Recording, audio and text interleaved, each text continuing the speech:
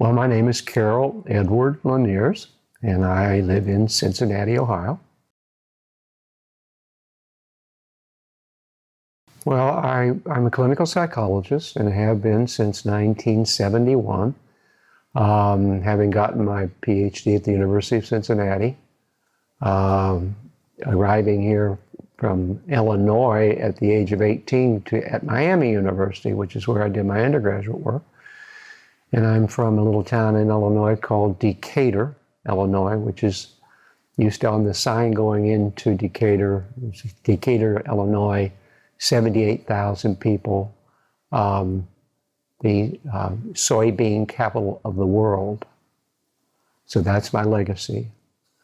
When I went back to Decatur a number of years after I'd moved away, because I did get out as soon as I could, I went back about 15 years later, and the sign Decatur, Illinois, 120,000, quote, the pride of the prairie, end quote. So somebody got through to them about the PR value of being soybean people. So that was my upbringing. Small town Illinois, always looking for the next tornado. I mean, it was flat land. And when I got to Ohio, I have to tell you, it was like, what is this? These hills? Because I've never really seen hills, and I've lived to the best of my ability. I've always tried to live on the top of a hill ever since. And I am still on the top of a hill in Mount Adams. So my work is primarily psychotherapy as a psychologist, and I've been doing it for, well, since 71. So how many years is that now? That's 50 some years. 71, 81, 91, 2002, 40, 47 years, 48 years I've been doing therapy. And I still love it. I'm 75 years old, turned 75 last month. And I'm still working, trying to cut an hour off my schedule a day. So I'm seeing like maybe 6 people a day now. And I still really enjoy my work, which is unusual, I think, for most people my age. You're not going to see a lot of people who are still working who are 75. I don't know any psychologists who still are. So I must have really been in the right profession. And I'm so enormously grateful that I've had this kind of a life of being able to help people and getting right in there with them and trying to find out better solutions for life issues. And I come through a lot of different types of particular focuses as a therapist. Among them, for a number of years, I did a lot of work with people who were having trouble with areas of sexual compulsion or relationship compulsion. And in 1984, I started a program in Cincinnati because of a particular patient that I'd been seeing who had had a terrible time with certain kinds of excessive sexual behaviors that were really becoming quite dangerous and could have, in fact, caused him to get killed.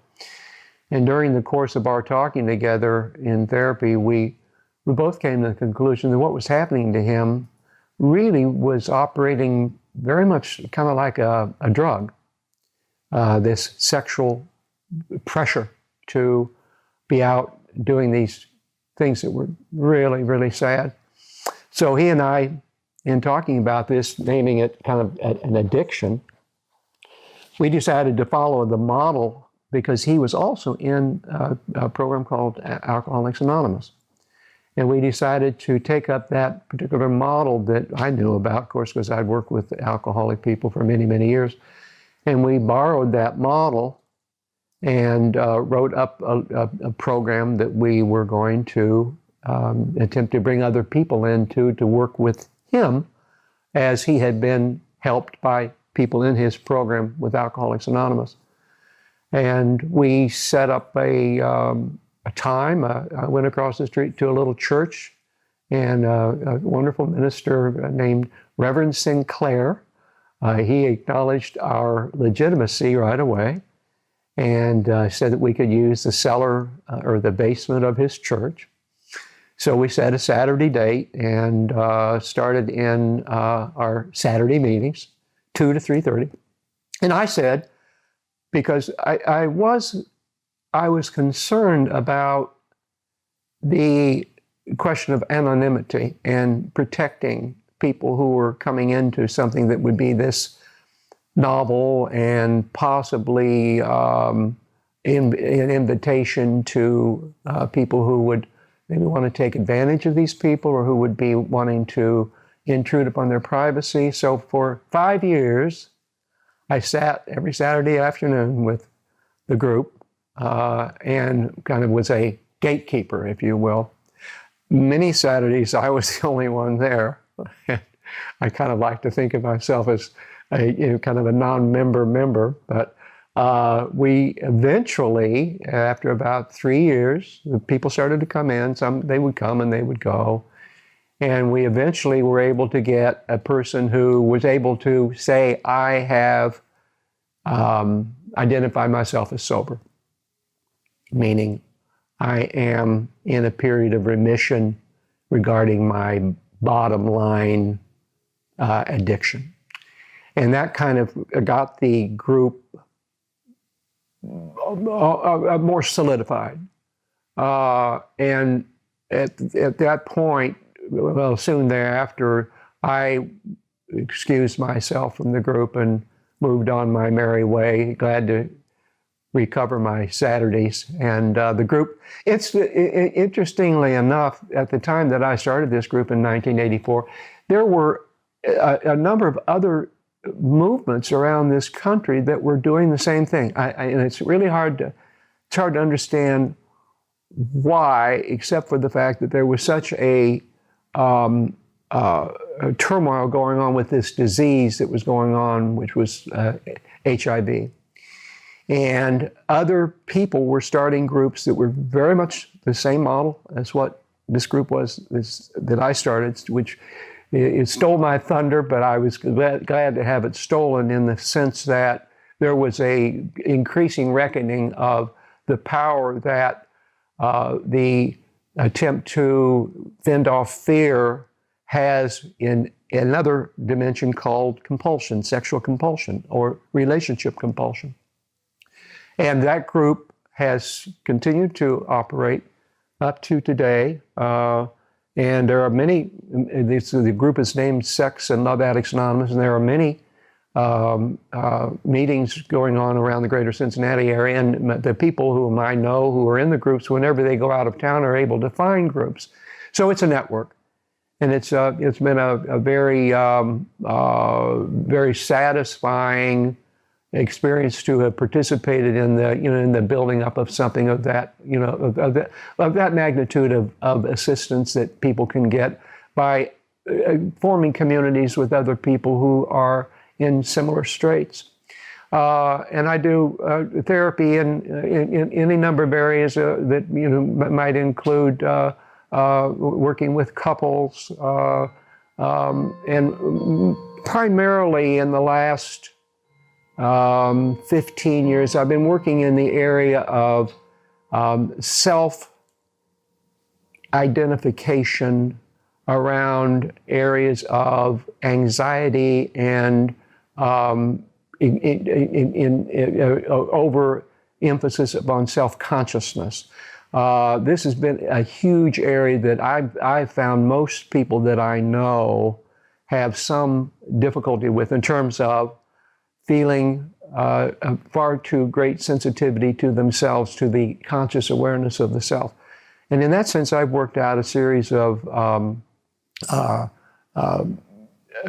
actually wrote a workbook which helps people to be able to identify the areas that are contributing to their difficulty with self-consciousness and how to move away from that self-consciousness to an area of self-fulfillment that involves being and living in the content as opposed to the process.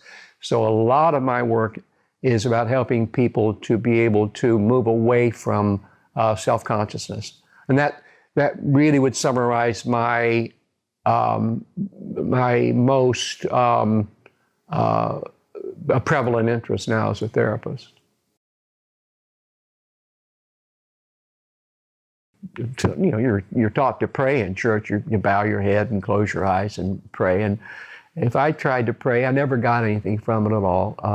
I think it's like a buzzing in my head. It didn't go anywhere.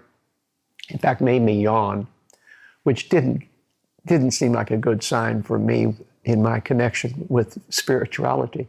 And I did try for a number of years, but at about the age of 15, I had seen enough hypocrisy in Christian denomination, which of course doesn't by any means rule out hypocrisy in other religions. But in my Christian upbringing, I found enough hypocrisy and really hatred of outgroups and clannishness, and I mean, everywhere you look, you saw religion owning religious groups owning the world, and I renounced my religion at that point, and I have not gone back into any formal religious mode ever since then.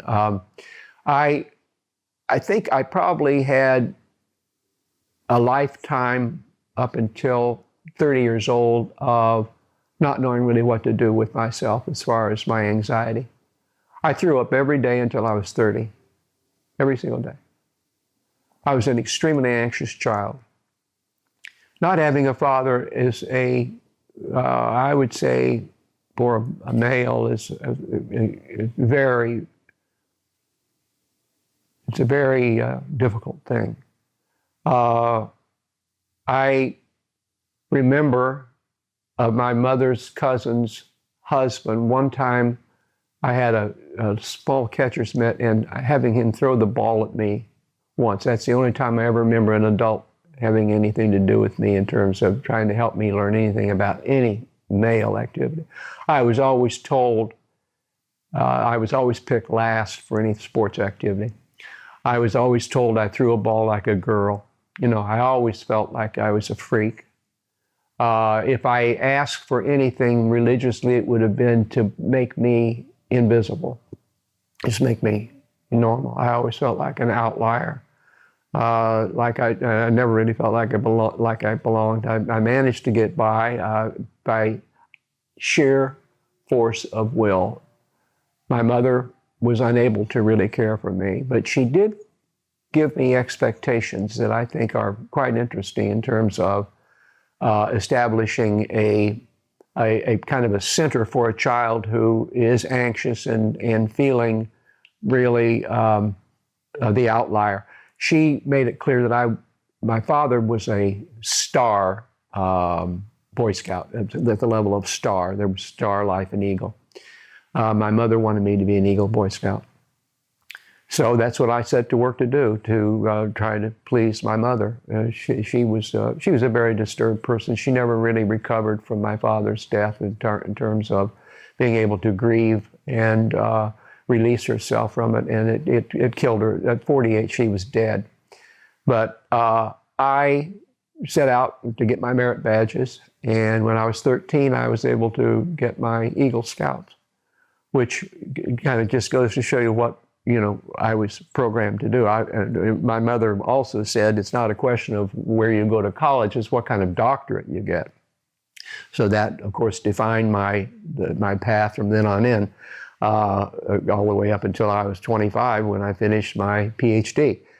So I guess I grew up by different goals that she had set that she wanted me to achieve. Not that she participated particularly in my achieving them, although I do remember she came to my, when I got my Eagle Scout, she did come to that meeting. I also took piano lessons, but I don't remember that she came to my piano recitals. My mother was just too debilitated by her own. She worked like a dog, and all she did was work and read novels and sleep and let the house go. So I became the housekeeper. I spent my life trying to help my mother, keeping things up, doing the dishes, mowing the grass, doing the things around the house that would make it easier for her, rubbing her back, trying to take things to her, bringing her blankets. Anything I could do to try to help my mother was the name of the game for me growing up. And I think that is the basis of my deciding on psychology as my career. I knew at 11 that I wanted to be a psychologist, and I think it was because I had been practicing with her, trying to, verbalize with her or get her to verbalize, which was so difficult for her. But trying to comfort her, trying to help. That would really be what you could say my mission in life has been, is trying to help. I knew I wanted to be a clinical psychologist at the age of 11, if you can believe it. I'd never even met a clinical psychologist. This was back in 1955. Clinical psychology, I didn't want to be a psychiatrist. I've never had any interest in medication or treating situations through medication. I knew I wanted to get underneath the underbelly of the psyche. I always wanted to get down in what I call myself as a cellar dweller. Get down low and work and change the infrastructure. That's always been my interest in terms of therapy. And I've stayed that course, and it was a gift that I was given by having a situation like I had with my mother, because it showed me what I could really do, because I was naturally gifted at this. The spiritual part of my life has been secular. I have a very, very, very strong belief in aesthetics.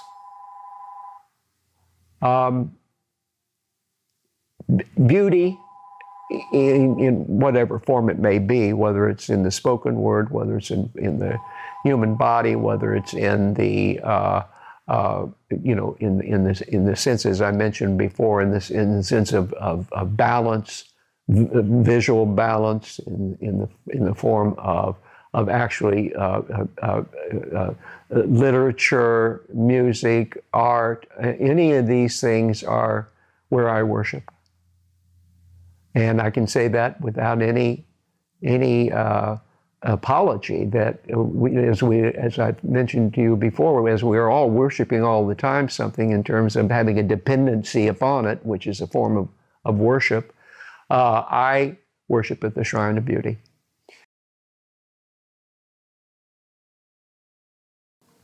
Can you remember the first time in your life you feel like you had to rely upon that belief that you had the strength to get through something?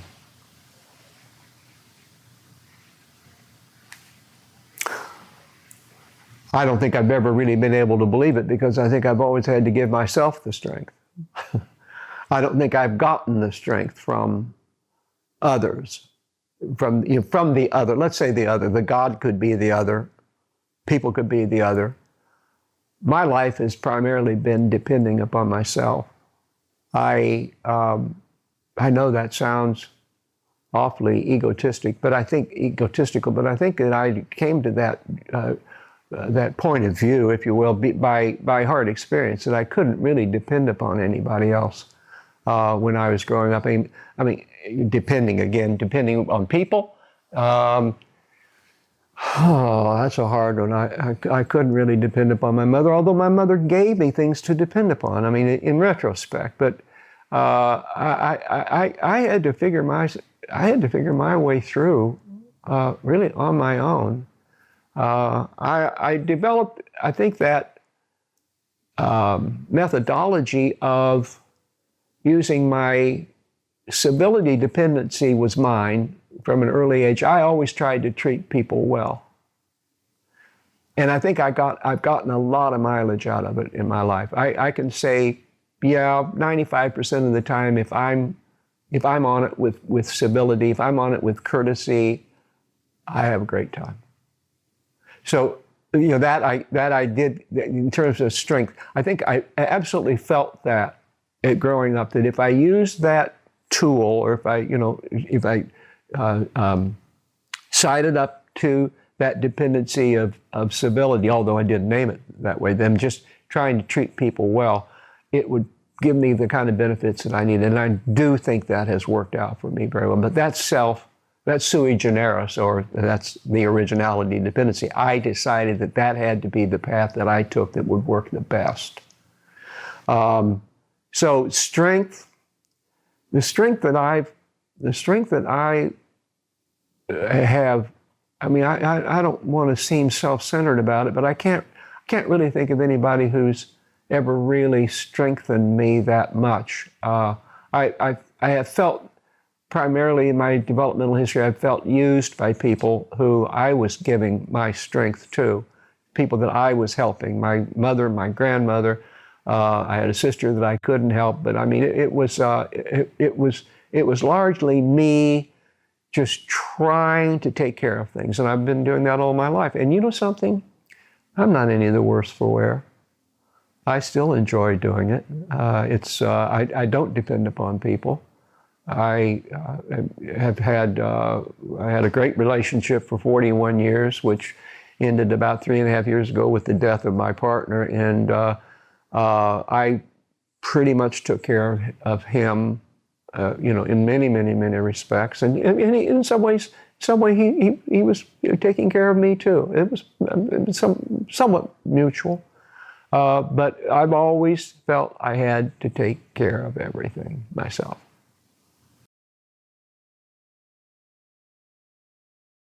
Can you tell me about your journey being gay and how that has figured into your life? Well, that's been a bitch. I don't think people even recognize that journey today. I mean, it's not the same journey for people that it was for, I'm 75 years old. It was a journey of horrendous fear as a child who most children know that there's something about them that is different from fairly early age. I probably knew when I was, well, kind of suspected maybe, although I don't think you really knew. You can kind of think, well, there might be something going on, but it's not real. It's only a temporary condition. But being a child without a father, I was good friends with a boy my age, Johnny, who we went to church with me, and his mother was a secretary at the church. And we were good friends, just good friends. And he was the kind of person who I always knew was going to come to a bad end. He was the person who, when we went up to Lake of the Woods, Muhammad, to swim at this swimming, in Illinois, there are no clean lakes. I mean, you swim in a lake that's dirty, okay, but he would go to the high board and jump from the high board into this lake and go down to the bottom of the lake and come back with a handful of mud. Anybody who does those kinds of things is a terrifically impulsive, risk-taking kind of individual. But he and I we were great friends. I didn't think he was gay, or I mean, you just didn't think about it. Although we were asked by the organist at the church to go swimming with him at the YMCA. We were 14-year-old boys, and we went to the swimming pool. And this is life without a father, okay. And one of the few times I was even around a man was this organist, and he unbeknownst to me, he dove in the pool, and then he came out on the other side attached to my penis with his mouth. I mean, it was a really, really, really, really scary thing. I was so scared I couldn't function for 2 weeks. I was just totally almost paralyzed, and I even told my mother, which I never told my mother anything. but I was so upset about it. And so, of course, he was dismissed and left town. That was the end of that. And there was no follow through. But that kind of thing was in kind of with me in terms of almost like a trauma that had attached to it a level of excitement that was unbelievable. And this is the kind of thing that I worked with many people in the SLAA, Sex and Love Addicts Anonymous groups, of people who have like a one trial learning of something that sticks with them, and they keep searching it out. And that became kind of a disgusting but nevertheless exciting fantasy of mine, which I carried around for a number of years, but all of which was extremely shameful. And when my friend Johnny and I, we played around one time, just playing around. And this was when we were maybe 16, and he confessed to his mother that he was gay when he was about 19 years old, maybe.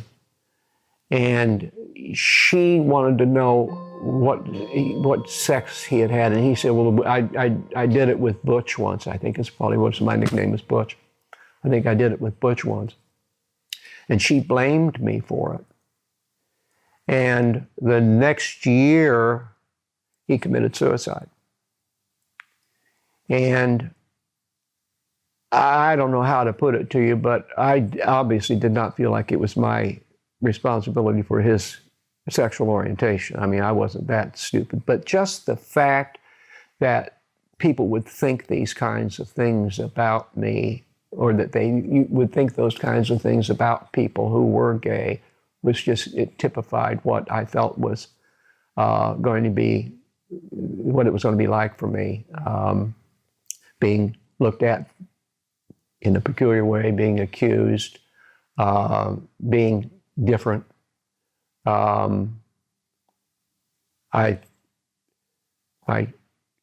Let's see, my 20th high school reunion in 1982. No, maybe it was my 30th in 1992. I went back for my reunion, and everybody was jolly, and you'd hear from this one how wonderful their kids were, and then from that one, their house burned down. It was either feast or famine, the stories I was getting. And the chairman of the meeting had us all sit in a big circle, and everybody went around the circle and was to tell what was going on in their life, and I was the last one. And I said to myself, well, I wonder, should I do this? I mean, you cannot imagine how conservative and conventional Decatur, Illinois is. But I said, well, bite the bullet. And so I said, well, my name is Ed Lahniers, and let's see, that would be in 1991, 73. I'm going to say I've been with my partner, Stephen Birmingham, for 28 years, and practicing as a clinical psychologist. And my ex-girlfriend was sitting next to me, and she didn't even know. And afterwards, she said, I can't believe you did that. Well, I'll tell you something. It was interesting, the response of these alumni. People couldn't stop looking at me, and then they started taking pictures of me without my posing, like the fucking freak, right? And it went on all afternoon, all evening, and the next morning at this breakfast, it was like I was being stalked by camera. And it was because I'm sure that they did not know anybody who had come out before. Well, anyway, that was the kind of thing, that being gay was about then. It was most people were so treated as such a shameful thing. I did not feel, however, ashamed of being gay. when my partner Steve and I got together in 1973,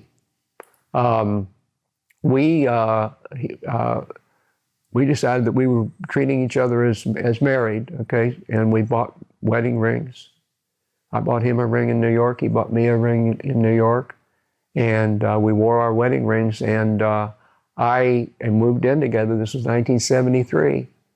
And I did not bow my head in shame. I said, this is what I am, and I'm going to do it. I'm not going to advertise being gay, but I am gay, and I've always used my own situation in therapy as appropriate.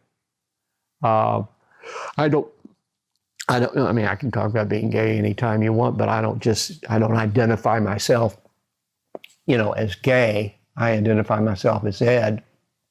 I may be gay, but I'm not. That's not my identity. But I have very frequently used my experiences in therapy as a tool to help other people gain some confidence in how they can deal with the situations that are presented to them. I can't say that for 40 years probably, I haven't bought in, since I stopped throwing up maybe. How's that sound? That would be a pretty good due date. I think when I stopped throwing up, I stopped feeling bad about it because the whole environment was so absolutely intolerant of homosexuality when I grew up. Absolutely. That's why I left at 18. That's why when I lived in England, I had my first trip to England when I was 20. I met my first partner, who was an Englishman. He was a photographer, and homosexuality was illegal in England then. But anyway, I lived there for a year working, and I of course spent a lot of time with him that year, which was very good for us. But I didn't. In the end, I didn't think living in England was where I belonged, and so I came to school at UC, and I used to walk all the way from my apartment about 3 miles to the only gay bar I knew about, and no one in my class knew about me. No one knew that I was gay in my graduate class. So this is just the life of hiding yourself and trying to avoid skirmishes, and it's a whole different. I mean, it was unbelievable when the Supreme Court ruled that marriage between same sex was legal. It was unbelievable how quickly that happened in a period of maybe 2 years. The whole, and I think this was, well, at least people say that it was probably in large part due to the response to the society's response to the HIV crisis, and that the gay population had to take it into their hands in order to be able to get the medication developed that would benefit them. So the gay population became a population that everybody knew about. They were out there, and when the gays didn't used to be out there. They used to be just thought of as being over there. Now they were out, and it's just been remarkable to see how much acceptance there has been. I mean, I'm not being fooled that a lot of people hate gays. No question about that. But I've never tried to surround myself with people that are intolerant. I've always made it a point to try to hang out with people that had a sense that everybody should be welcome to the party.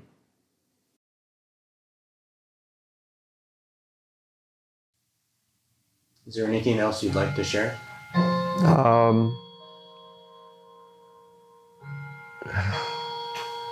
Well, you and I have had this is between you and me. We're talking, and this is a very intimate thing that you and I are involved in here.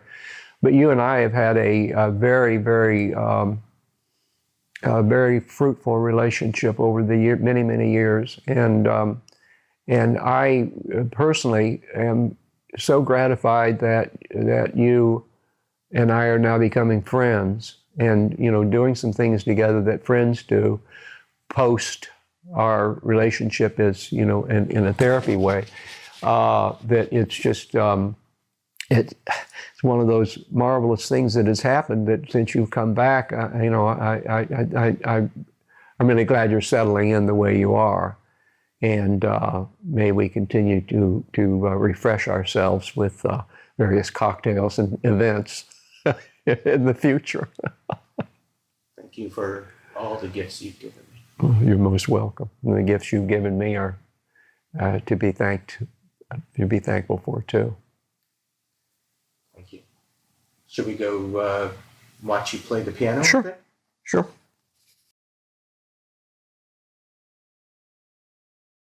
Tell us what piece you're going to play. I'm going to play Over the Rainbow.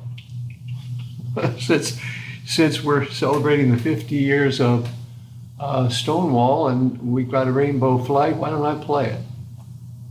It's also a lovely song, isn't it?